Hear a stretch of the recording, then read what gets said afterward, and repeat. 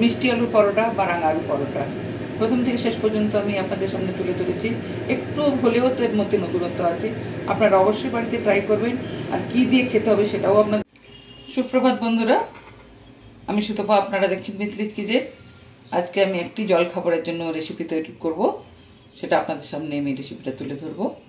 আমি আজকে বানাবো মিষ্টি আলু মানে রাঙা আলু দিয়ে আটা দিয়ে পরোটা। আলু পরোটা যেমন আলু দিয়ে বানানো হয়, এটা মিষ্টি আলু দিয়ে বানাবো। যারা হেলথ কনসাস, যারা সুগার পছন্দ করে না, সুগার যাদের রেস্ট্রিক্টেড আছে, তারা এই রাঙালুকে বয়েল করে বা পুড়িয়ে তার ভেতর থেকে যে স্টকিং স্টাচেসটা বের করে পরোটাটা বানাবো। আমি কীভাবে বানাই সেটা আপনারা দেখুন। ছালগুলো ছাড়িয়ে নিচ্ছি, সেদ্ধ করে নিয়েছি, আমি ছালগুলো ছাড়িয়ে নিচ্ছি। আমার খোসা ছাড়ানো হয়ে গেছে। এটা অবশ্যই ঠান্ডা করে আটার সঙ্গে মাখতে লাগবে বা তৈরি করতে লাগবে, কেননা যদি খুব চটজলদি থাকে তাহলে কিছুক্ষণের জন্য ফ্রিজে ঢুকে দিলে ওই যে ময়শ্চারাইজারটা থাকে, সেদ্ধ হওয়ার পরে যে জলের মধ্যে ময়শ্চারাইজারটা থাকে সেটা তাহলে শুকিয়ে যাবে। আমি অনেকক্ষণ আগেই সেদ্ধ করে নিয়েছিলাম, ফ্যানের হাওয়াতে এটা শুকিয়ে করে গেছে, ময়শ্চারাইজারটা শুকিয়ে গেছে। এরপরে আমি এটা একটু গ্রেটারের সাহায্যে ঘষে নেব। তার মধ্যে যে ওই যেগুলো পার্টিকেলসগুলো থাকে শক্ত শক্ত, সেগুলো থাকবে না। গ্রেটারের সঙ্গে যদি আমি একটু এইভাবে আমি একটু গ্রেটারের সাহায্যে মিক্স করে নেব।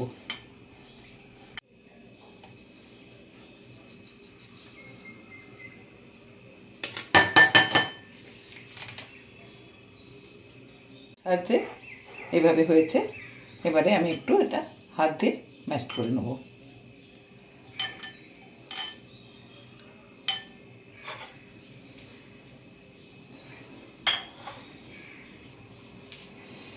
এটা যেহেতু একটা ময়শ্চারাইজার ভাব দেওয়া আছে, আমি এর সঙ্গে মশলাগুলো এক এক করে দিয়ে দেবো।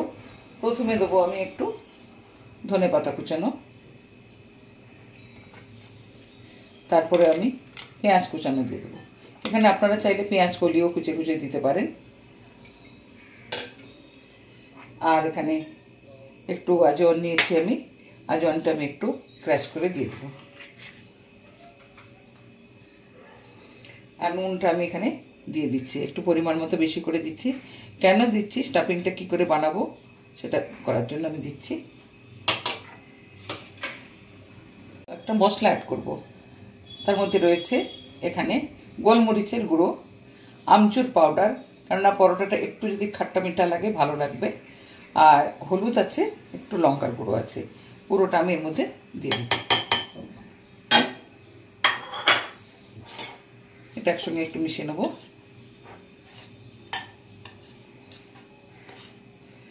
খুব কম পরিমাণে জল অ্যাড করব কি করব না সেটা আমি আটা দিয়েই বুঝে নেব, কারণ আলুটা তো যেহেতু ময়শ্চারাইজার থাকে একটা ভাব, তার মধ্যে আশা করি হয়ে যাবে।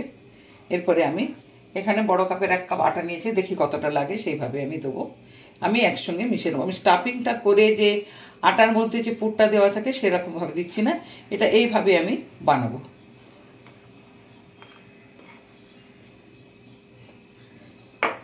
এবারে আমি একটু হাত দিয়ে বানাচ্ছি।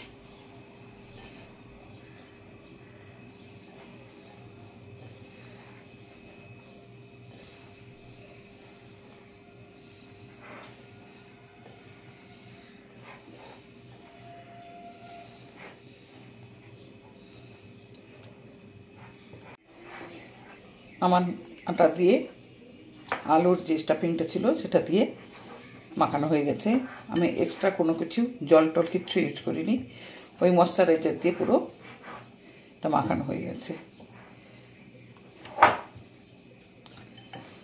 এটা বেশিক্ষণ মাখতে লাগবে না, আটার থেকে কম, কেন যেহেতু আলু আছে।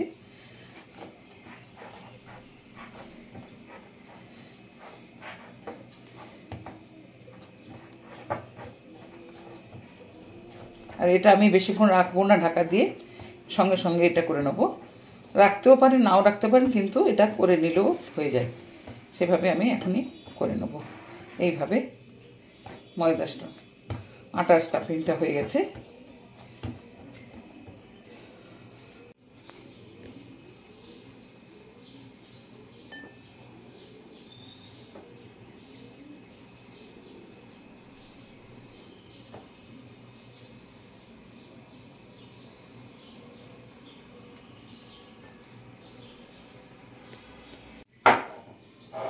লুচিগুলো আমার সব গোল করা হয়ে গেছে।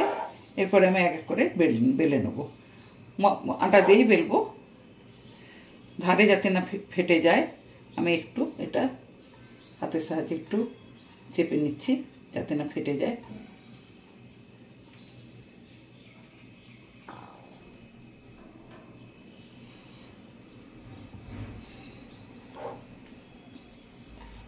একটু জেন্টলি মানে আস্তে আস্তে বেলতে লাগবে।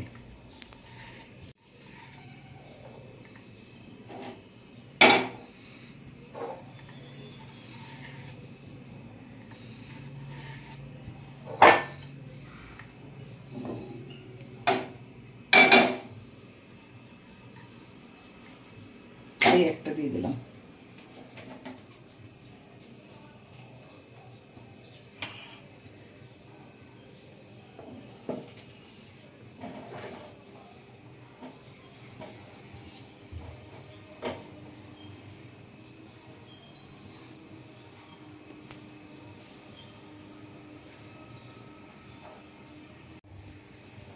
এবার একটু উল্টে দিচ্ছি আমি।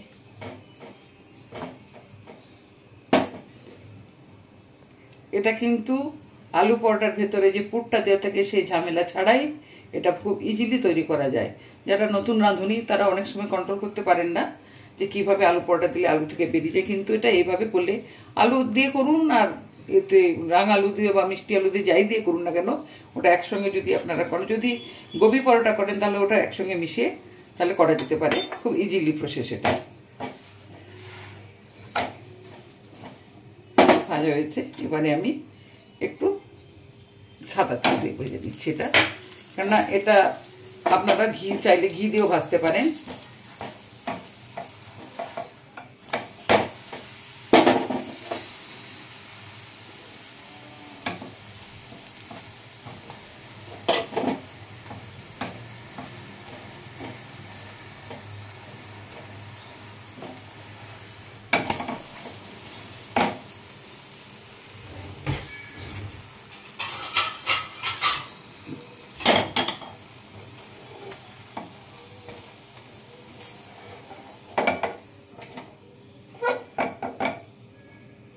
একটা পরোটা আমার ভাজা হয়ে গেছে। প্রসেস দেখাচ্ছি কিভাবে এটা বানাই। এখানে একটু সাদা তেল দিয়ে দিচ্ছি।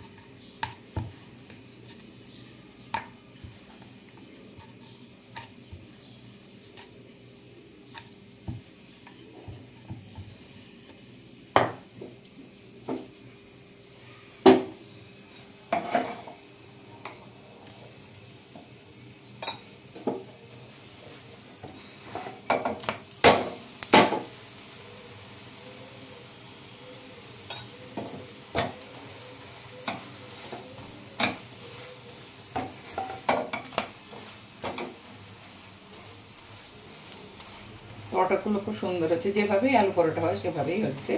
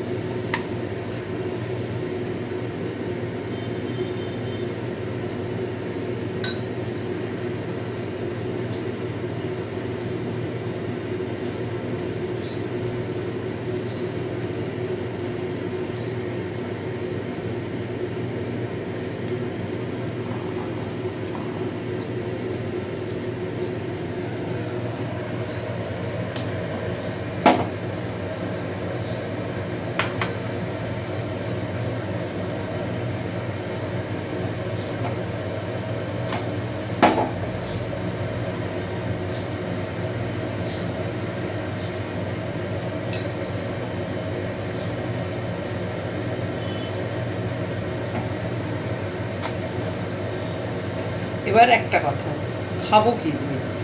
এই পরোটা, আচার, ধনেপাতার চাটনি, তাছাড়া গরম গরম দুধ চা দিয়ে ঘন করে পরোটাটা খুব জমে উঠলো।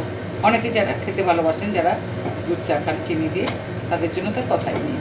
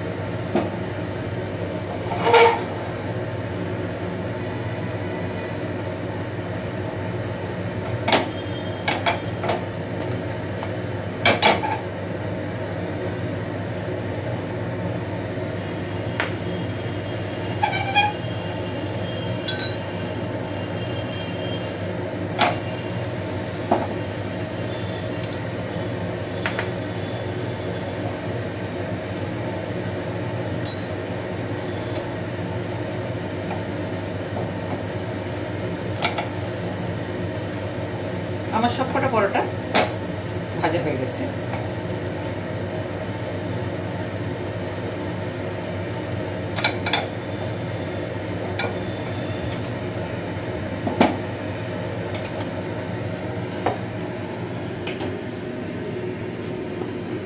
এতগুলো পরোটা আমি বানিয়ে নিয়েছি। আজকে আমার রেসিপি ছিল মিষ্টি আলুর পরোটা বা রাঙা আলুর পরোটা। প্রথম থেকে শেষ পর্যন্ত আমি আপনাদের সামনে তুলে ধরেছি। একটু হলেও তো এর মধ্যে নতুনত্ব আছে, আপনারা অবশ্যই বাড়িতে ট্রাই করবেন। আর কী দিয়ে খেতে হবে সেটাও আপনাদেরকে বলে দিয়েছি। বিশেষত্ব এটা, যেটা দুধ চায়ের সঙ্গে যদি খান, মানে এই পরোটার অসাধারণ একটা স্বাদ পাওয়া যাবে। তো নমস্কার বন্ধুরা, আজকের মধ্যে সুতপা আপনাদের থেকে বিদায় নিচ্ছি। আগামীকাল আবার হাজির হব নতুন একটি উপস্থাপনা নিয়ে। আপনারা সুস্থ থাকুন, ভালো থাকুন। নমস্কার।